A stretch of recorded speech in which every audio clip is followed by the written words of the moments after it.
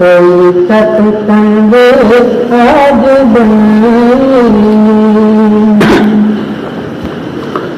परम संत सदगुरु हजूर स्वामी जी महाराज रहते इन प्रतिपादन में करें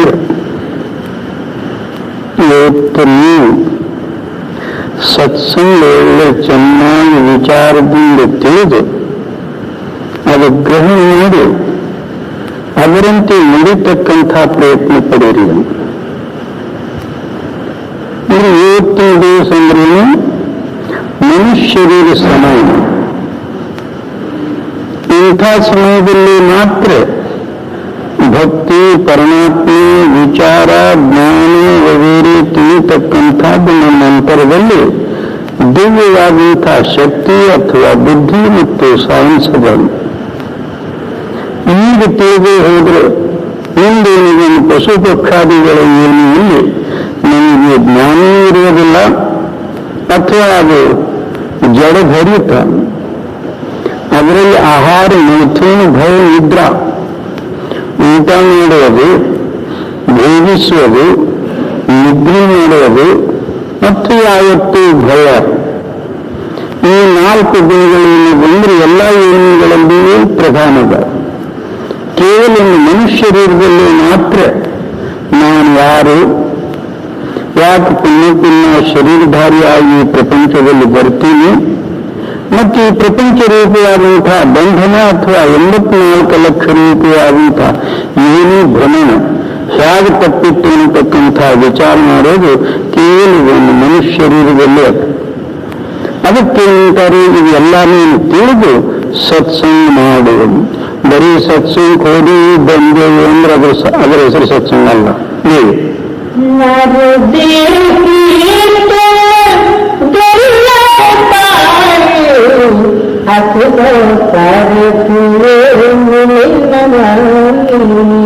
ಇಂಥ ಮನುಷ್ಯ ಶರೀರ ದೇವಿ ದೇವತಾದಿಗಳಿಗೆ ಅವರು ಅಪೇಕ್ಷೆ ಪಡಿತಾರಂದ್ರೆ ಅವರಿಗೂ ಸಹ ಸಿಗೋದು ದುರ್ಲಭ. ಯಾಕೆ ದೇವಿ ದೇವತಾದಿಗಳಲ್ಲಿ ನಮಗಿಂತಲೂ ಆಯುಷ್ಯ ಹೆಚ್ಚಿಗಿರಬಹುದು, ಸುಖ ವೈಭವಾದಿಗಳು ಹೆಚ್ಚಿಗಿರಬಹುದು, ಪರಂತು ಮುಕ್ತಿ ಗತಿ ಅವರಲ್ಲಿಲ್ಲ. ಮುಕ್ತಿ ಬೇಕಾದ್ರೆ ಮತ್ತೆ ಮನುಷ್ಯರಿಗೆ ಬರಬೇಕಾಗಿತ್ತು. ಅದಕ್ಕೆ ಇಂಥ ಅವಸರ, ಇಂಥ ಟೈಮ್ ನಿಮಗೆ ಸಿಕ್ಕು ಇದಕ್ಕೆ ನಿರರ್ಥಕ್ಕೇನು ಬಂದರೆ ಪ್ರಪಂಚ ಭೋಗಾದಿಗಳಲ್ಲಿ, ಅಭಿಮಾನಗಳಲ್ಲಿ ಅಥವಾ ನಾನು ಅನ್ನತಕ್ಕಂತಹ ನಿಂಕಾರದಲ್ಲಿ ಕಳೆದು ಬಿಡಬಾರ್ದಕ್ಕೆ. ಈಗ ಬಾಲ್ಯ ಅವಸ್ಥಾಗಿರ್ಬೋದು, ಇಂದಿನವರಿಗೆ ತಮ್ಮ ಆಯುಷ್ಯದ್ದೇನಾದನ್ನು ಪ್ರಮಾಣ ಎದುರಿಟ್ಟುಕೊಂಡು ನೋಡಿದ್ರೆ ನಾವು ಇಂದಿನವರೆಗೂ ನನ್ನ ಕೆಲಸ ಏನೂ ಮಾಡಿಲ್ಲ. ಯಾವುದೇ ಒಂದು ಕೆಲಸ ಮಾಡಿಕೊಟ್ಟು ನೋಡಿದ್ದು ಈ ಶರೀರದಲ್ಲಿ ಆಧಾರಭೂತವಾದಂತಹ ಚೇತನ ಶಕ್ತಿ ಆತನು ಹೋದ ಕೂಡಲೇ ಒಂದು ಕ್ಷಣಮಾತ್ರದಲ್ಲಿ ಈ ಶರೀರ ಮಣ್ಣು ಪಾಲಾಗ್ತದೆ. ಆತನು ಇದ್ದವನು ಯಾರು? ಆ ಶಕ್ತಿ ಎಂಥದ್ದು? ಅದಕ್ಕೆ ಹೇಗೆ ನೋಡುವುದು ಅಥವಾ ಅದನ್ನು ನೋಡಿ ಈ ಪ್ರಪಂಚದಲ್ಲಿ ನಾವು ಹೇಗೆ ಬಿಡುಗಡೆ ಆಗುವುದು, ಇದ್ರ ವಿಚಾರ ತಿಳಿಯುವುದು ಮಾತ್ರ ಕೇವಲ ಮನುಷ್ಯರ ಧರ್ಮ. ಈ ಧರ್ಮದ ಪ್ರಕಾರ ನಾವು ಎಂದೀಶ್ವರ ವಿಚಾರ ಮಾಡಿದ್ದೇವೆ, ಒಂದೇಸೂ ಇಲ್ಲ. ಸತ್ಸಂಗ ನಾವು ಸ್ವೀಕಾರ ಮಾಡಿದ್ರೆ ಮ್ಯಾಗೆ ಒಳಗೇನಿದ್ರೆ ಐಗುಣಿಗಳು ತುಂಬಿದ್ದು ಮ್ಯಾಗೇನು ಸತ್ಸಂಗ ಧಾರಣ ಮಾಡೋದು. ಅದರ ಮುಂದೆ ಏನು ಫಲ?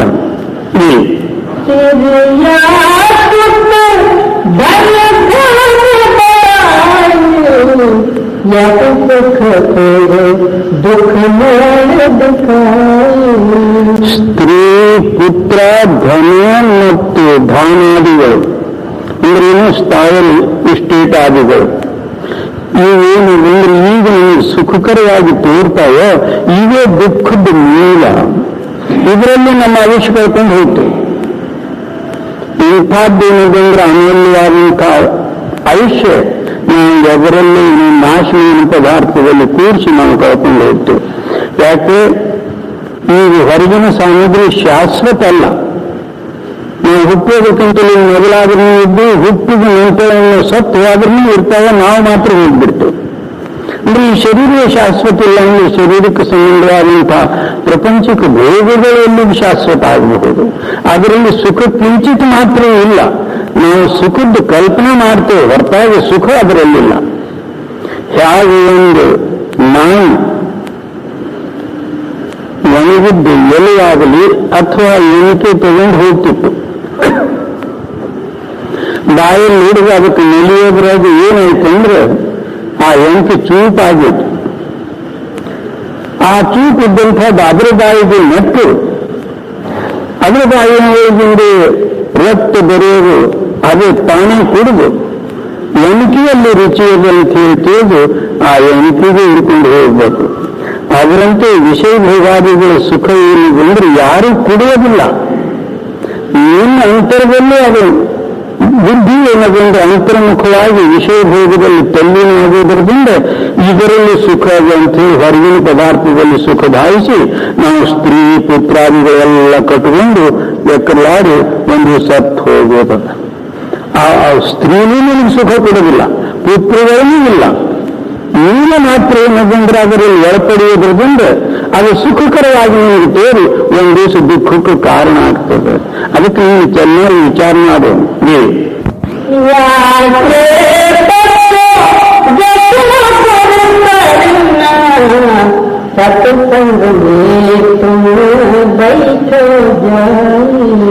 ಅದಕ್ಕೆ ಇದರಿಂದ ನೀವು ಬದುಕಬೇಕಾದ್ರೆ ಗುರು ಶರಣ ಹೋಗು. ಶರಣ ತಾತ್ಪರ್ಯ ಅಂದ್ರೆ ಗಹನದ ಹಾಗೆ ಎಲ್ಲರೂ ಶರಣ ಅನುಭವದು. ಶರಣದ ರಹಸ್ಯ ಮತ್ತು ಭೂಮಿಕಾ ಏನಿದ್ರೆ ಮಹಾಗಹನದ. ಶರಣಂದ್ರೆ ನಾನಿರಬಾರದು. ಮರಣವೇ ಶರಣವೇ ಮರಣ ಅಂದ್ರೆ ಹರಕತ್ತಿಲ್ಲ. ಮರಣವು ಸತ್ತು ಹೋಗುವುದೇ ಈತ ಶರಣ ಇದ್ದು ಏನದನ್ನು ಮರಣಕ್ಕೆ ನೋಡುವುದು, ಮರಣಗತಿ ಅನುಭವ ಪಡೆಯುವುದಿಲ್ಲ. ಅದರ ಹೆಸರು ಶರಣ. ಶರೀರಕ್ಕೆ ಅಭಿಮಾನ ಇರಬಾರದು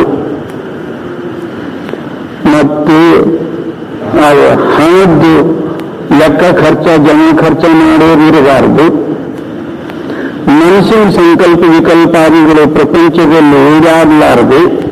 ಒಂದೇ ಏನೆಂದರೆ ಗುರು ಅಥವಾ ಪರಮಾತ್ಮನು ಅಂತ ಹೇಳಿ ಮನಸ್ಸಿನಲ್ಲಿ ದೃಢಕರಿಸುವುದು.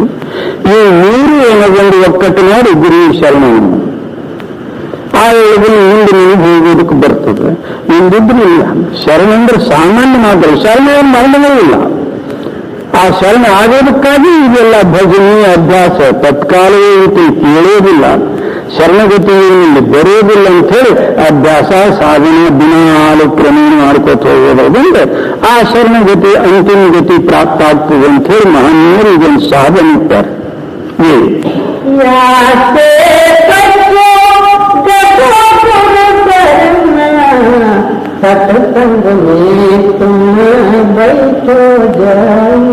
ಇದರಿಂದ ನೀನು ದೂರಾಗಿ ಅಥವಾ ನೀನು ಮನಸ್ಸಿನಿಂದ ಈ ಸಾಮಗ್ರಿಗಳಿಗೆಲ್ಲ ದೂರ ಕರೆಸಿ ಅಲ್ಲಿಂದ ಗುರು ಶರಣ ಹೋಗಿ ಸತ್ಸಂಗದಲ್ಲಿ ಕೂರು. ಸತ್ಸಂಗ ಅಂದ್ರೆ ಏನು? ಯಾವಾಗರಿಂದ ಲೆಕ್ಚರ ಅಥವಾ ಹಿಂದಕ್ಕೆ ಆಗಿ ಹೋಗಿದ್ದು ಮುಂದೆ ಆಗ್ತಕ್ಕಂಥದ್ದು ಯಾವಾಗರಿಂದ ಯೋಜನಾದ ಹೆಸರು ಸತ್ಸಂಗ ಅಲ್ಲ. ಸತ್ಸಂಗ ಅಂದ್ರೇನು? ಕೇವಲ ಸತ್ಯ ಸ್ವರೂಪದ ಜ್ಞಾನ ನಿತ್ಯ ದೂರ ಕರೆಸುವುದು, ಸತ್ಯದಲ್ಲಿ ಕೂಡುವುದರ ಹೆಸರು ಸತ್ಸಂಗ. ಈ ಪ್ರಕಾರ ನೀನು ಶರಣೆಂದು ಅಲ್ಲಿಂದ ಸತ್ಸಂಗ ತಿಳಿಯ.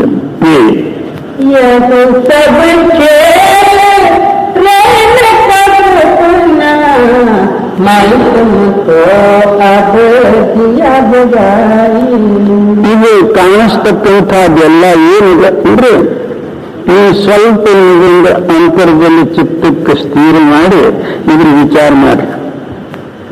ಇದು ಏನು ಆಟ? ಅಕಸ್ಮಾತವೇ ಎಲ್ಲ ತಯಾರಾಗ್ತದೆ, ಅಕಸ್ಮಾತವೇ ಇಲ್ದಂಗೆ ಆಗ್ತದೆ.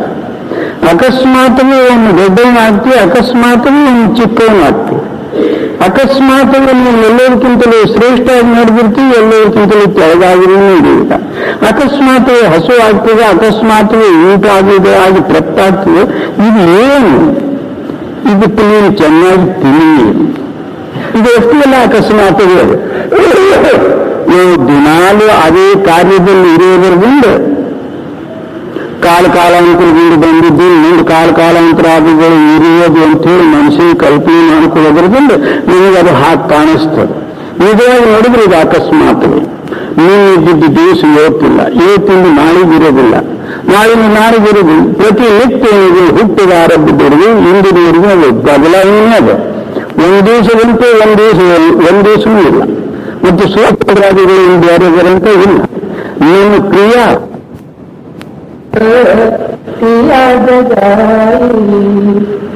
ज्योति काया ज्योति माया झूठा मन जो रहल भाई.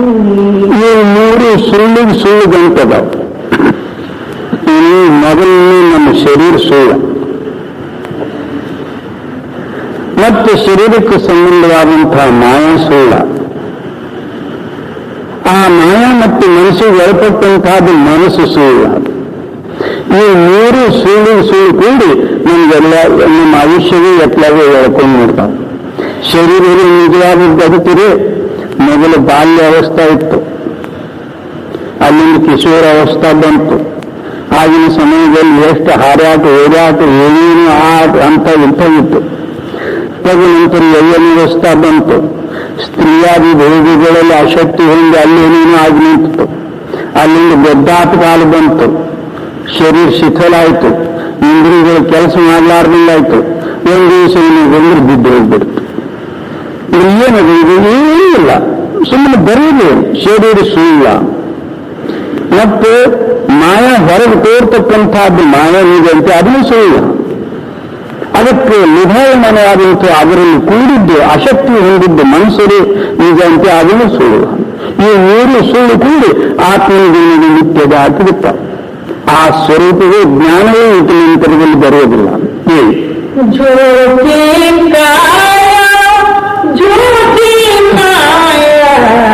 झूठा मन जो रहल भाई. सत्संग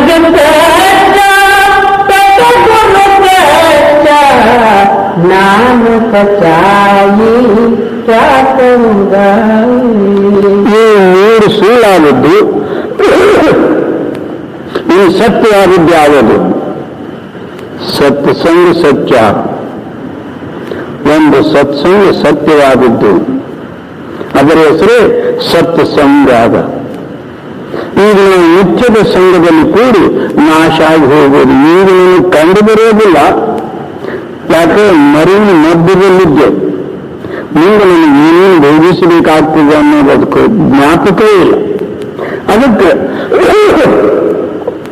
ಆ ನಿತ್ಯದ ಸಂಘದಿಂದ ದೂರೀಕರಿಸುವುದಕ್ಕಾಗಿ ಸತ್ಸಂಗ. ಅದಕ್ಕೆ ಸತ್ಸಂಗ ಸತ್ಯ. ಒಂದು ಸತ್ಸಂಗ ಸತ್ಯ, ಮತ್ತೆ ಗುರು ಸತ್ಯ. ನಾಮ ಸಚ್ಚಾಯಿ ಕ್ಯಾಕೊಂಡ. ಇನ್ನು ನಾಮ ಸತ್ಯ. ನಾನಂದ್ರೆ ನಾನು ಮತ್ತು ಗುರು, ಈ ಎರಡು ವಿಷಯದಲ್ಲಿ ನಮ್ಮ ಹಿಂದೂಸ್ತಾನದಲ್ಲಿ ಇಷ್ಟು ಏನಿದೆ ಅಂದ್ರೆ ಮರೆಯದ ಹೇಳಿಕೆ ಬರೋದಿಲ್ಲ.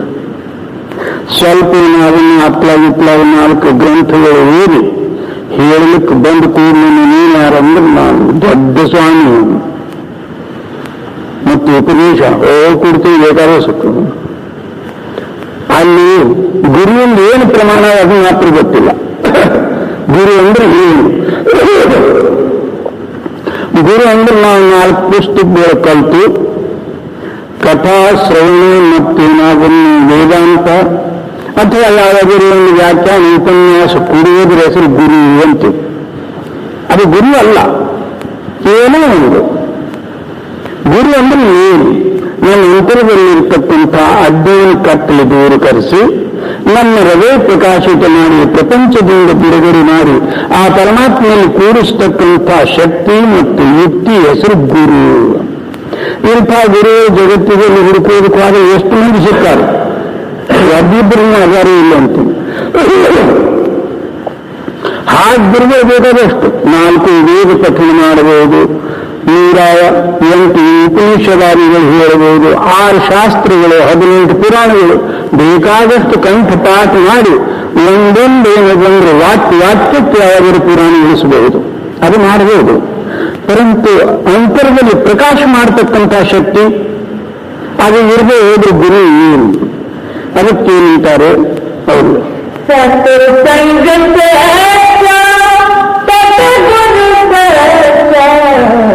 नाम सचाई क्या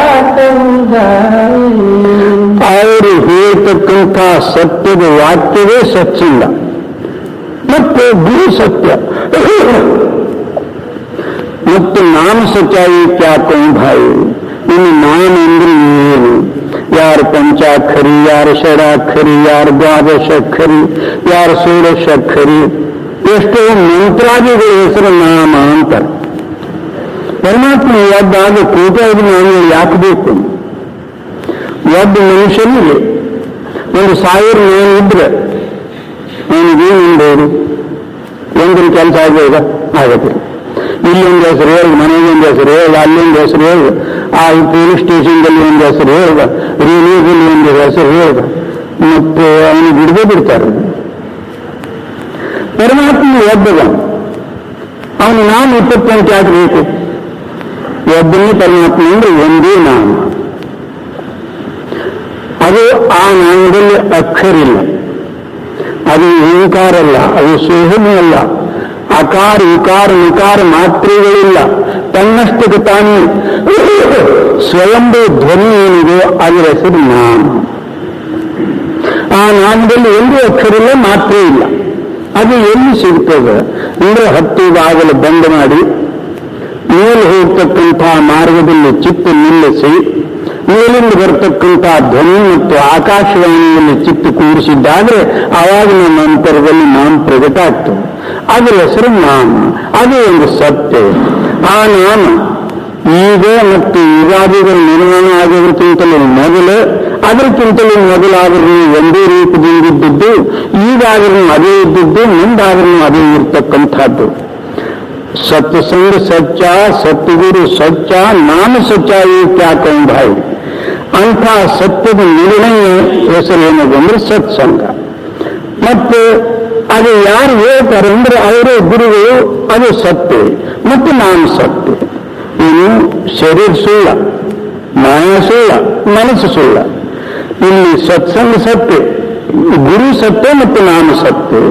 ಈ 3 ಸತ್ಯ ಬಂದು ಈ 3 ನಮ್ಮ ಹೃದಯದಲ್ಲಿ ಹೋದ್ರೆ ಅವಾಗ ಆತ್ಮ ಜಾಗೃತಿ ಆಗ್ತಾನೆ. ಒಂದು ಹೋಗಿರ್ತದೆ ಅಂದ್ರೆ 20 ಸೇರಿರ್ತಾವೆ. ಒಂದಕ್ಕೆ ನಾವು ಬಿಡ್ಬೇಕು ಅನ್ನೋದ್ರಲ್ಲಿ ಒಂದು 20 ಬಂದಿರ್ತಾವೆ. ಹೋಗೋದು ಎಲ್ಲಿ?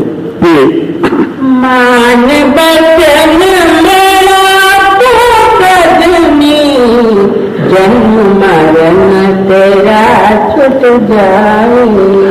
ಅದಕ್ಕೆ ಸ್ವಾಮೀಜಿರಾಜರು ನಿಂತಾರೆ, ಈ ವಾಕ್ಯ ನಿಜವಾಗಿ ನಿಮ್ಮ ಹೃದಯದಲ್ಲಿ ಧಾರಣೆ ಮಾಡಿ ನಿನ್ನ ಜನ್ಮ ರೂಪವಾದಂತಹ ಚಕ್ರ ತಪ್ಪು ಹೋಗ್ತದ. ಇದರಲ್ಲಿ ಯಾವುದು ಶಾಸ್ತ್ರ ಬೇಡ, ಪುರಾಣ ಬೇಡ, ನಿನ್ನಲ್ಲಿ ಇದ್ದಿದ್ದು ನೀನೇ ನೋಡೋದು. ಒಂದು ಸೀದಾ ರೋಡದು. ಆ ಪರಮಾತ್ಮ ಕೂಡುವುದಕ್ಕಾಗಿ ಪರಮಾತ್ಮ ಮೊದಲೇ ನಮ್ಮಲ್ಲಿದ್ದಾನೆ. ಹಿಂದೂಗಳಲ್ಲಿ, ಮುಸ್ಲಿಮರಲ್ಲಿ, ಕ್ರಿಶ್ಚಿಯನ್ರಲ್ಲಿ, ಯಹೂದಿಗಳಲ್ಲಿ, ಬ್ರಾಹ್ಮರಲ್ಲಿ, ಜಂಗಮರಲ್ಲಿ ಎಲ್ಲರಲ್ಲೂ ಒಂದೇ ಮಾರ್ಗದ, ಎರಡೂ ಇಲ್ಲ. ಅದು ಎಲ್ಲಿ ಸಿಗ್ತದೆ ಅಂದ್ರೆ 10ನೇ ಭಾಗದಲ್ಲಿ ಹೋಗಿ ಮೇಲಕ್ಕೆ ಹೋದ್ರೆ ಆ ಮಾರ್ಗ ಸಿಗ್ತದೆ, ಕೆಳಗಿಲ್ಲದು.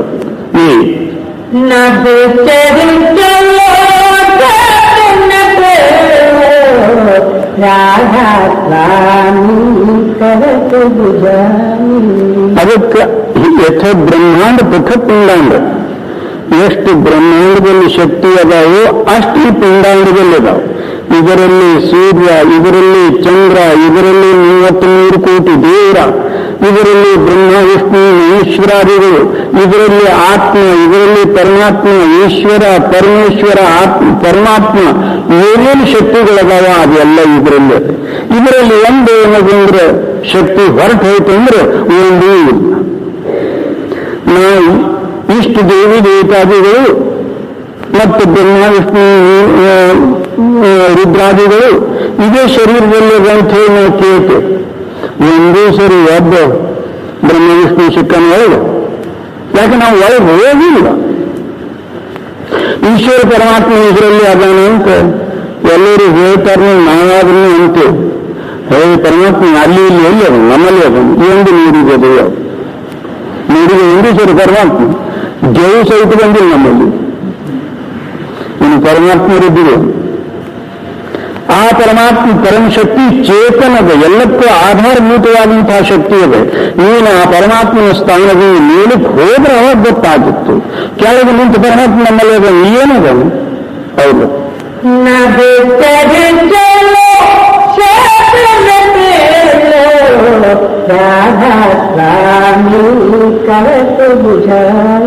ಇಲ್ಲಿ ಆಕಾಶ ದಾಟಿ ಮೇಲಕ್ಕೆ ಹೋದ ನಂತರ ತನ್ನಷ್ಟಕ್ಕೆ ತಾನೇ ಒಳಗೊಂಡು ಧ್ವನಿ ಇದೆ. ಆ ಧ್ವನಿಯನ್ನು ಕೂಡಿ ನೀನೇ ಧ್ವನಿ ರೂಪ ಆಗು. ಅದೇ ಧ್ವನಿಯೇ ಇಲ್ಲಿ ಬಂದು 52 ಅಕ್ಷರದಲ್ಲಿ ಕೂಡಿ ನಾಮರೂಪಾತ್ಮಕ ಸೃಷ್ಟಿಯಾಗಿದೆ. ನೀನು ಯಾವ್ಯಾವ್ದು ಹೋಗ್ತೇವೆ ಇವೆಲ್ಲ ಕೆಳಗಿರುತ್ತವೆ. ನೀನು ಚೇತನ ದೇಶಕ್ಕೆ ನೀನು ಹೋಗು.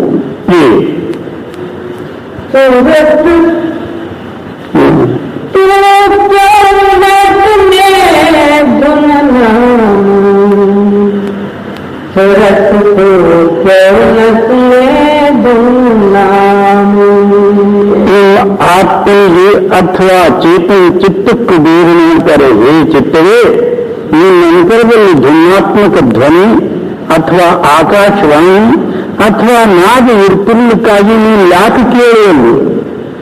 ಆ ನಾದ ನಿಮಗೆ ಯಾಕೆ ವ್ಯವಸ್ಥೆಯನ್ನು 80 ಬಾಗಿಲು ಬಂದ್ ಮಾಡಿ 10ನೇದಲ್ಲಿ ಅಥವಾ ಆಕಾಶ ದ್ವಾರದಲ್ಲಿ ನಿಂತ ಕಾಲದಲ್ಲಿ ಆ ಮೇಲಿಂದ ಧ್ವನಿ ನಿನ್ನ ಅಂತರದಲ್ಲಿ ಪ್ರಕಟ ಆಗ್ತದೆ. ನೀನು ಕೆಳಗೆ ನಿಂತು ಅದು ಕೇಳ್ತೀನಿ, ನಿನ್ನ ಕೆಳಗೆ ನಿಂತು ಬರೀ ಮಾತುಗಳು ಕೇಳೋದಾಗ್ತದೆ. ಆ ಧ್ವನಿ ಕೇಳೋದಿಲ್ಲ.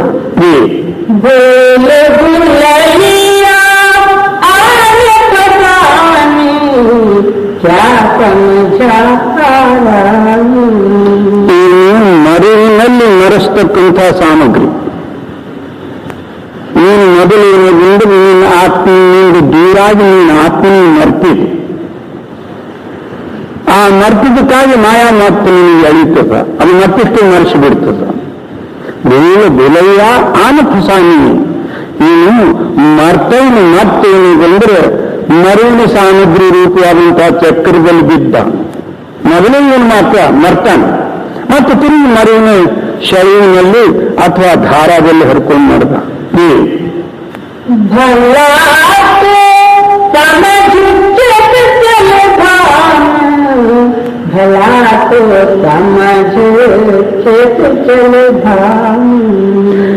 ನಿಮಗೆ ಉತ್ತಮವಾದಂತಹ ಸ್ಥಿತಿ ಯಾವುದಂದ್ರೆ ನೀನು ಜಾಗೃತ ಆಗ್ತಕ್ಕಂಥದ್ದು.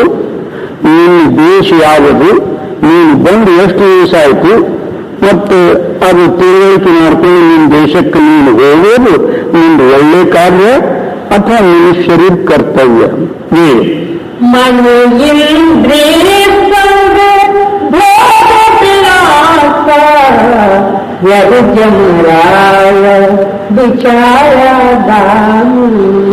ಮನಸ ಮತ್ತು ಇಂದ್ರಿಯ ಪ್ರಪಂಚದ ಭೋಗ ಒಂದು ಆತ್ಮನಿಗೆ ಕೈದು ಮಾಡುವುದಕ್ಕಾಗಿ ಆ ಯಮರಾಜ ನೀವು ತಯಾರು ಮಾಡ್ಯಾನ. ಕಾಲ ಅಂದ್ರೆ ಮನಸ್ಸದೇ ಕಾಲ. ಅದೇನ್ ಮಾಡಿರ್ತದೆ ಅಂದ್ರೆ ಇಂದ್ರಿಯಗಳು ಭೋಗ ವಾಸನೆ ಒಳಗೆ ಕೂತು ಎಬ್ಸಿರ್ತದೆ. ಆ ಇಂದ್ರಿಯಗಳು ಭೋಗಕ್ಕೆ ಹೋಗಿ ಸಂಬಂಧಪಟ್ಟಿರ್ತಾವೆ. ಅದರಲ್ಲಿ ಅಹೋರಾತ್ರ ಕರ್ಮ ಮಾಡುವುದು, ಒಂದು ದಿವಸ ಕಾಲು ಜಾಲಿಯಲ್ಲಿ ಬುದ್ಧಿ ಸಿಲುಕಿ ಅಡ್ಡಾಡಿ ಹೋಗುವುದು, ಮತ್ತು ತಿರುಗಿ ಇಂದ್ರಿಯ ಶರೀರ ಸಿಗುವುದಿಲ್ಲ. ಎಲ್ಲಿ ಆದರೂ ಸಹಿತ ಇಂದ್ರಿಯಗಳು ಸಿಗ್ತಾವೆ, ಎಲ್ಲಿ ಆದ್ರೂ ಮಕ್ಕಳಾಗ್ತಾವೆ, ಎಲ್ಲಿ ಆದ್ರೂ ಊಟ ಸಿಗ್ತದೆ, ಎಲ್ಲಿ ಆದ್ರೂ ನಿದ್ರೆ ಸಿಗ್ತದೆ. ಯಾವ ಬೇಕಾದ್ರೂ ಏನು ಹೇಳಿದ್ರಿ. ನಾವೇನಲ್ಲಿ ಮಕ್ಕಳಿಲ್ಲ, ಅಲ್ಲಿ ಲಗ್ನ ಪಗ್ನಕ್ಕೆ ಖರ್ಚು ಬೇಡ, ಖಂಡು ಬೇಡ, ಅವ್ರು ಹೊಟ್ಟೆಗೆ ಹಾಕೋದು ಸಹಿತ ಬೇಡ. ಅಲ್ಲಿನ ಮಕ್ಕಳಾಗ್ತವೆ, ಅಲ್ಲಿನ ಊಟ ಸಿಗ್ತದೆ, ಅಲ್ಲಿನ ನಿದ್ರೆ ಇದೆ. ಮತ್ತು ನೀನು ಮನುಷ್ಯರಿಗೆ ತಾಯಿ ಅದೇ ಕಾರ್ಯದಲ್ಲಿ ನಿನ್ನ ಆಯುಷ್ಯ ಕಳ್ಕೊಂಡು ಆದ್ರೆ ನೀನು ಮನುಷ್ಯರು ಅಂತ ಅನುಭೂತಿ ಆಗ್ತದೆ.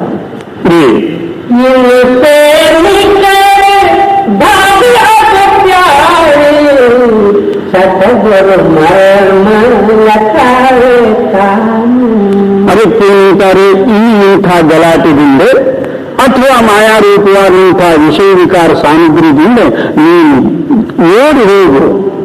ನೀನು ಗುರುವಿನ ಶರಣದಲ್ಲಿ ಹೋದ್ರೆ ಅವರು ತೋರಿಸ್ತಾರೆ ಮಾರ್ಗ, ಇದರಿಂದ ಬಿಡುಗಡೆ ಆಗ್ತಕ್ಕಂಥದ್ದು. ಅವರು ಶರಣದಿಂದ ಅಭ್ಯಾಸ ಮಾಡಿ ಇದರಿಂದ ನೀನು ಕಡೆಗಾಗು, ಇಲ್ದಿದ್ದು ಒಂದು ದಿವಸ ನೀನು ಕೊಳ್ಳಿ ಬಿಡ್ತದೆ. ಸಾಯೋ ಕಾಲಕ್ಕೆ ಹೆಂಡ್ರಿ ಮಕ್ಕಳು ಅವು ಎಲ್ಲೆಲ್ಲೂ ಇದ್ದದ್ದು ಬೀಗ್ರಿ ನಾಲ್ಕು ಎಲ್ಲೆಲ್ಲೇ ಬಂದು ಕೂಡಿರ್ತಾವ.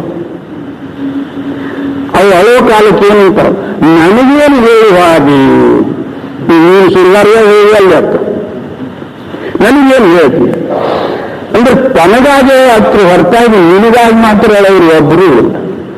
ಅವ್ರೆಲ್ಲರೂ ಕೂಡಿ ನೀನು ಎಲ್ಲಿ ಹಾಕಿ ಬಂದ್ರೆ ಇಷ್ಟೇ ಇದೆ.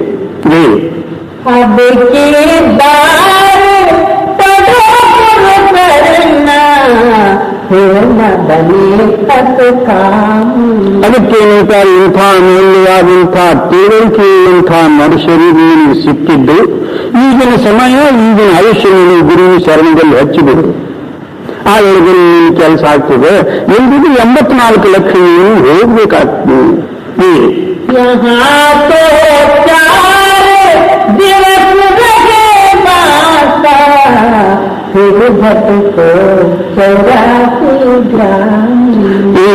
ಈ ಸ್ಥಾನದಲ್ಲಿ ಅಥವಾ ಮನುಷ್ಯರ ಆಯುಷ್ಯದಲ್ಲಿ ಒಂದು 4 ದಿವಸ ನೀನು ಇರಬಹುದು. ಅಲ್ಲಿಂದ 84 ಲಕ್ಷ ಏನಿದೆ ಭ್ರಮಣ ಮಾಡಬೇಕಾಗ್ತದಲ್ಲ. ಹಾವ, ಚೇಳ, ಹುಳ, ತೆಮ್ಮಿ, ಕೀಟಕ ಏನೇನು ನಾವು ನೋಡ್ತೇವೆ. ಈಗೆಲ್ಲ ಅವನು ಒಂದು ಸಮಯದಲ್ಲಿ ಮನುಷ್ಯ ಇದ್ದು, ಒಂದೊಂದು ಸಮಯದಲ್ಲಿ ಬೇರಾದರೂ ಸಹಿತ ಇದ್ದು, ನಮಗೂ ಒಂದು ಸಭೆ ಬರುವುದು.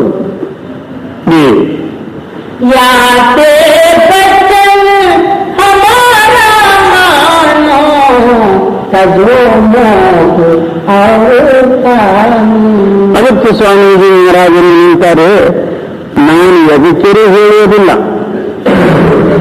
ನಿನ್ನ ಹಿತಕರವಾಗುವುದಕ್ಕಾಗಿ ಅಥವಾ ಏನು ಬಂದ್ರೆ ನಿಮ್ಮಲ್ಲಿ ದಯೆಯುಂಟು ಹೇಳಬೇಕಾಗ್ತದೆ. ಈಗ ಕೆಲವರು ಏನು ಮಾಡಿರ್ತಾರೆ ಅಂದ್ರೆ, ಸಾಧುಗಳು ನೀರಿನ ಕೈಯಾಗಿ ಹಿಡಿದು ಅದಕ್ಕೆ ಬೂದಿಯನ್ನು ರೂಪಾಯಿ ಮಾಡಿರ್ತಾರೆ, ಚಿಹ್ನೆ ಮಾಡಿರ್ತಾರೆ. ಅಥವಾ ಯಾವುದೇ ಒಂದು ವಾಕ್ಯ ಸಿದ್ಧಿ ಮಾಡಿಕೊಂಡು ನಿನಗೆ ಮಕ್ಕಳಾಗಲಿ, ನಿನಗೆ ಧನ ಸಿಗಲಿ, ನೌಕರಿ ಸಿಗಲಿ, ಅಥವಾ ದೊಡ್ಡ ಮಂತ್ರಿ ಪದವಿ ಸಿಗಲಿ ಅಂತ ಏನಾದ್ರೂ ಆಶೀರ್ವಾದ ಮಾಡಿರ್ತಾರೆ. ಆ ಆಶೀರ್ವಾದ ಮತ್ತಿಷ್ಟು ಬಂಧನ. ಹಾಗೆ ಈಗ ನಾವು ಜೈಲ್ಖಾನೆಯಲ್ಲಿದ್ದೇವೆ. ಒಬ್ಬ ಸಾಹುಕಾರನ ಬಂದ. ಅಲ್ಲಿ ಜೈಲ್ಖಾನೆಯಲ್ಲಿದ್ದಂಥ 5 ಜನರನ್ನು ನೋಡಿ ದಯ ಉತ್ಪತ್ತಿ ಆಯಿತು.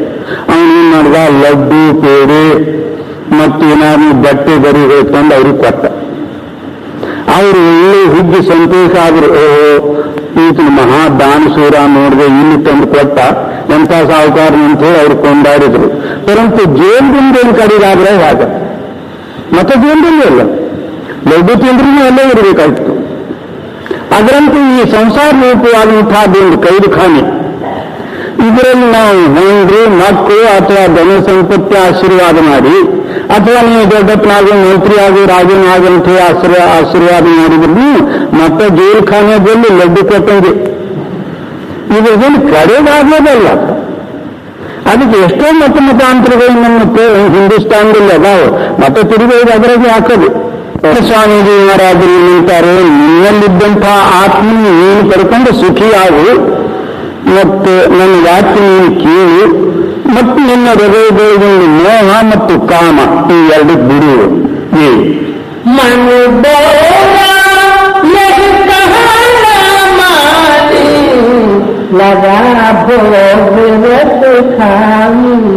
ಮನಸ್ಸೇನಿದೆ ಅಂದ್ರೆ ಒಂದು ಟಿಕ್ಕ ಹುಚ್ಚ.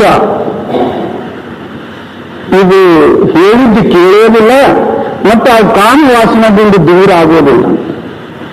आगे पाछे ಬಹುಪಕ್ಷತಾವೇ ಸಮಯ ಪಡೆ ಪರು ಹೋವತ್ತು ಚೋರ. ಕಾಮಾದಿಗಳು ಭೋಗಗಳು ಭೋಗಿಸುವುದಕ್ಕಿಂತಲೂ ಮೊದಲಾದ್ರೂ ಒಳ್ಳೆ ವಿಚಾರದಿಂದಿರುವುದು. ನೀವು ನಾನಿಂತ ಕೆಟ್ಟ ಕೆಲಸ ಮಾಡಿದರೆ ಏನಾದ್ರೂ ಜನರಿಗೆ ಗೊತ್ತಾಯ್ತು ಅಂದ್ರೆ ಅವ್ರು ಏನಿದ್ದಾರೆ, ಮತ್ತು ಭವಿಷ್ಯದ ನಂತರವೂ ಪಶ್ಚಾತ್ತಾಪ ಆಗೋದು. ಏನು ಸುಮ್ಮನೆ ಇದನ್ನು ಎಂಥ ಕೆಲಸ ಪಾಪದ ಕಾರ್ಯ ಮಾಡುದು ಅಂತ ಹೇಳಿ ಆಗಿನ ಕಾಲದಲ್ಲಿ ಪಶ್ಚಾತ್ತಾಪ ಆಗಮನೂ ಆಗೋದು.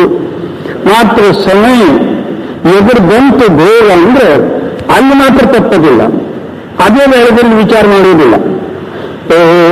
ಇದು ಮಾಡೋದ್ರಿಂದ ಇದು ಉಚಿತ ಅಲ್ಲ ಅಂತ ಹೇಳಿ ಕಡಿದಾಗೋದಿಲ್ಲ.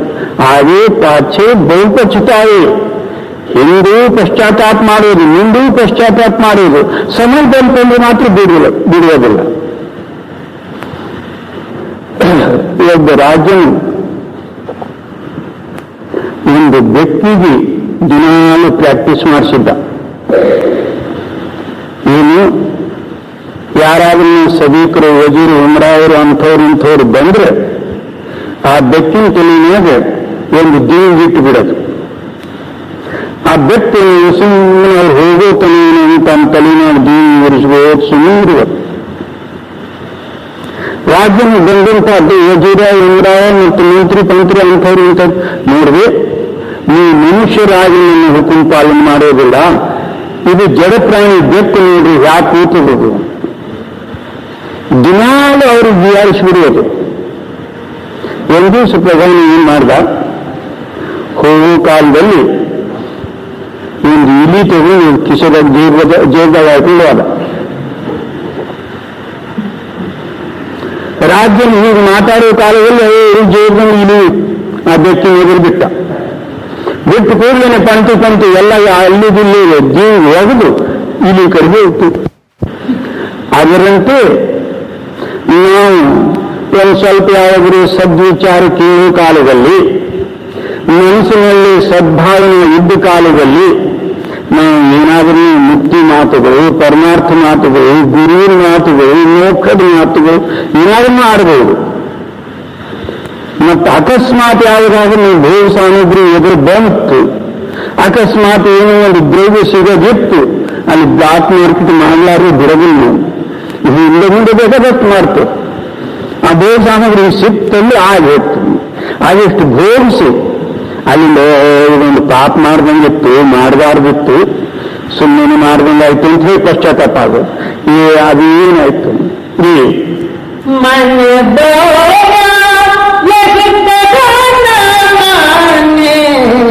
लगा भोगवत खाम जीवनी में क्या करे बेचारा जब लग राधा स्वामी ಅದಕ್ಕೆ ಅಂತಾರೆ, ಇದು ಜೀವನ ಅಂದ್ರೆ ಅನಾದಿ ಕಾಲದಿಂದ ಮಾಯದಲ್ಲಿ ಅಶಕ್ತಿ ಹೊಂದಿದ್ದದ ಮಾಯ ರೂಪದ ಇದರ ಬಲವೇನು ನಿಲ್ಲುವುದಕ್ಕೆ ಅದು ಎತ್ತಲೇಬೇಕು ಅತ್ಲಾಗ ಎಳಿತದೆ. ಇದರಲ್ಲಿ ನಿಜರೂಪವಾದಂಥ ಅದೊಂದು ಹದ್ದು ಕಟ್ಟಿ ಎಲ್ಲಿ ಬೇಕು ಅದಕ್ಕೆ ಅಲ್ಲಿ ಎಳೆದು ಬಿಡ್ತದೆ. ನೀವು ಇತ್ಲಾಗ ಅತ್ಲಾಗ ಅತ್ಲಾಗ ಅದು ಯಾಕಂದ್ರೆ ಒಳಗಡೆ ಮೋಹಶಕ್ತಿ ಪ್ರಧಾನದ. ಅದಕ್ಕೆ ಏನಂತಾರೆ, ನಿರ್ಬಲ, ಇದಕ್ಕೆ ಬಲ ಇಲ್ಲ. ಆದರೆ ಏನು ಮಾಡಿತ್ತು, ಇಲ್ಲಿ ನೀವು ಸದ್ಗುರು ಇದಕ್ಕೆ ಸಹಾಯತಾ ಕೊಡುವುದಿಲ್ಲ. ಅಲ್ಲಿ ನೀವು ಇಲ್ಲಿಂದರೂ ಏನಾಗಿತ್ತು.